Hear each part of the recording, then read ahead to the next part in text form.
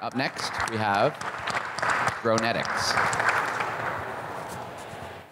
We're Grownetics, and we're the future of grow intelligence.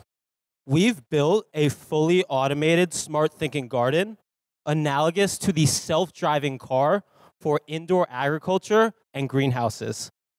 But first, let me introduce myself. My name's Eli, and I'm co-founder and CEO. But I'm also a grower. And as a grower, I recognized a tremendous amount of inefficiencies in my own garden and those I visited. Number one was the lack of data. Number two was the lack of analytics. And because there was no data and analytics, growers were making decisions based off of intuition and not the scientific method.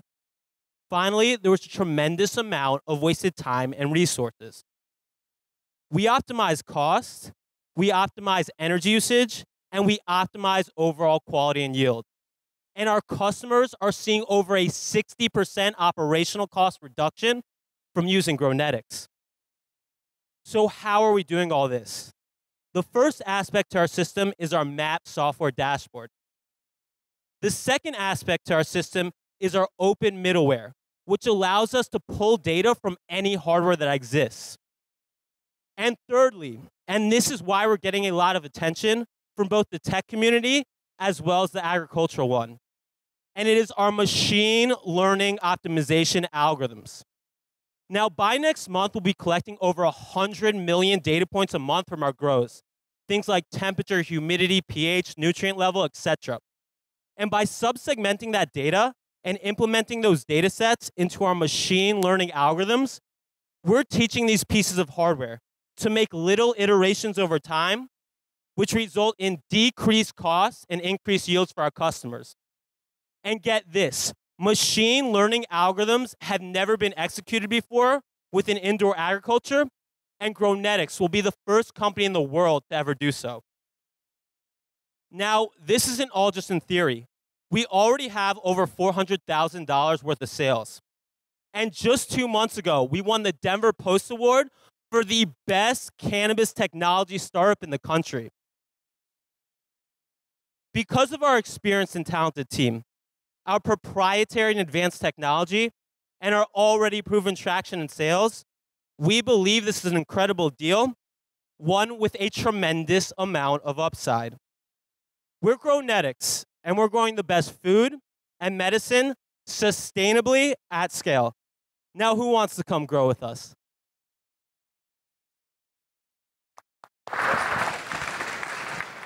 Very nice. Questions for Grownetics? Just a question around the data integrity. You've got a lot of people contributing data. How do you know that it's all real and accurate? Yeah, well, we install our own sensors, and that data is anonymized and aggregate, and we're overseeing that whole thing. So they're enterprise facilities, and we control their whole facilities, so that's how we know. Yep, just start Good job, Magic. Eli. This is Troy with ArcView. Full disclosure, I have a peripheral stake in Grownetics as well. Our man.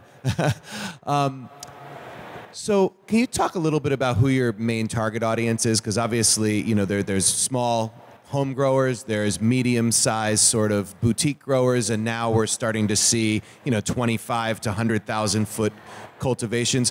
What is yours sort of optimized for, and what customer are you going after? And then kind of a follow-up to that.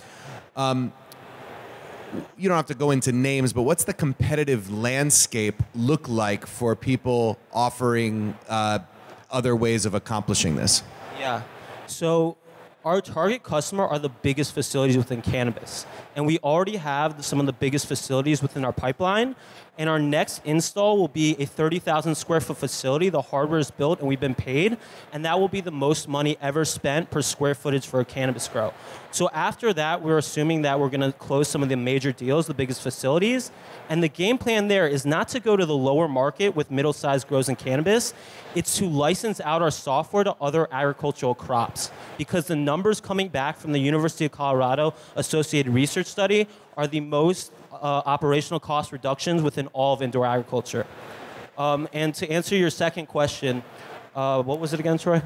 The competitive landscape. Yes, correct. So there's two types of competitors that we see.